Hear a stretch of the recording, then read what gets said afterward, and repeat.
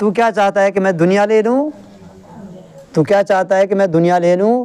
میرے رب نے مجھے یہ حکم دیا کہ اے پیارے حبیب، اگر تو چاہے تو میں آپ کی خاطر یہ احد کا پہاڑ سامنے ہے، میں اسے سونا بنا دوں۔ اگر آپ چاہیں، یعنی آپ دنیا کو چاہیں، تو میں آپ کی خاطر، کیوں؟ میرے محبوب آپ ہیں، میں نے آپ کو راضی کرنے والا، سوف یعطیک ربک فترضی، محبوب میری نظر صرف آپ کی طرف ہے، میں آپ کو راضی دیکھنا چاہتا ہوں، ٹھیک ہے؟ تو فرماتے ہیں میرے آقا، اے عمر کیا بات کر دی، کیا چاہتا ہے کہ میں اس دنیا کو لے لوں؟ تمہیں پتہ ہے کہ یہ دنیا کیا ہے؟ میرے آقا آپ فرما دیں، آقا دو جہاں فرماتے ہیں امت۔ اب یہ جو دنیا کا لفظ ہے، دنیا کا لفظ، دنیا کا معنی ہے دنی، اور دنی کہتے ہیں گھٹیا چیز کو۔ دنی کس چیز کو کہتے ہیں؟ گھٹیا چیز کو، اس کمینی چیز کو دنیا کہتے ہیں۔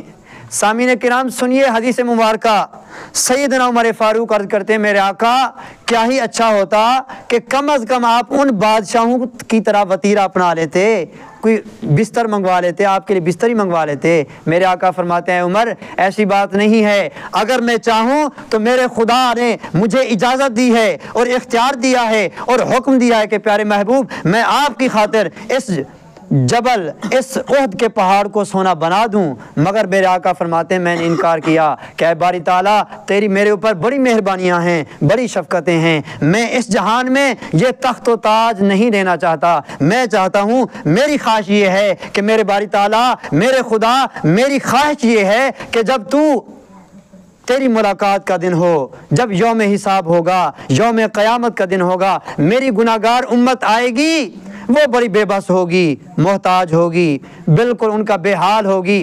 وہ قیامت والا دن جب حشر نشر ہو رہا ہوگا، کسی کا پرسان حال نہیں ہوگا، جب وہ وقت آئے گا ہر کوئی پریشانی کے عالم میں ہوگا، ہر کوئی گناہگار اپنے گناہوں کی وجہ سے پریشان ہوگا، تو اس وقت مجھے اجازت دینا، میں اپنی امت کی بخشش کا سوال کرتا ہوں۔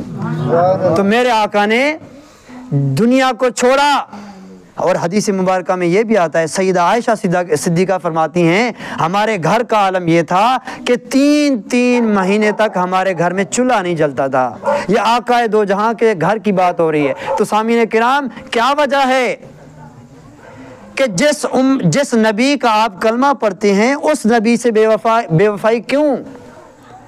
مجھے بتائیں، آقا دو جہاں کی یہ حدیث ہے کہ مسلمان اور کافر کے درمیان امتیاز کرنے والی نماز، تو بتائیے اگر آپ نماز نہیں پڑھتے تو آپ بتائیے پھر کس نبی کا کلمہ پڑھتے ہیں؟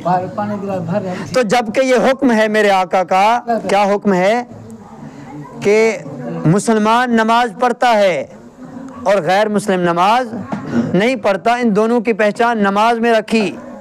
تو سامعین کرام یہ آپ کو دعوت ہے، میں یہ نہیں کہتا کہ آپ اس دنیا کو چھوڑ دیں، دنیا کو ضرور حاصل کریں، کمائیں، حلال روزی کمائیں، اپنے بچوں کے لیے، اپنے گھر والوں کے لیے، یہ سب کو جائز رکھا اللہ رب العزت نے اور آقا دو جہاں نے۔ میرے آقا نے فرمایا یہ تمہارے لیے ساری چیزیں حلال ہیں، مگر یہ بات کیا ہوئی کہ آپ اپنے رزق کی تلاش میں، حلال روزی کی تلاش میں اللہ کو کیوں بھولتے جا رہے ہیں؟ یہ رمضان المبارک کا مہینہ اول دن سے لے کر آج تک میں ہر روز پورے علاقے والوں کو پکارتا رہا کہ خدا کے لیے یہ آج وقت ہے، آپ لوگ اس دنیا کے لیے کرتے ہیں، دنیا وما فیہا کے لیے کرتے ہیں، اپنے بچوں کے لیے کرتے ہیں، اپنی بیوی کے لیے کرتے ہیں۔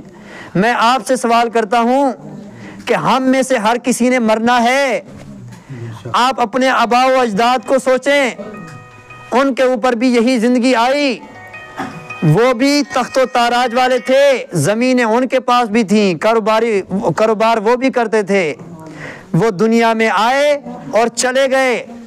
تو خدا کے لیے اپنے جانے والوں سے سبق حاصل کریں، اپنے رب کو منا لیں،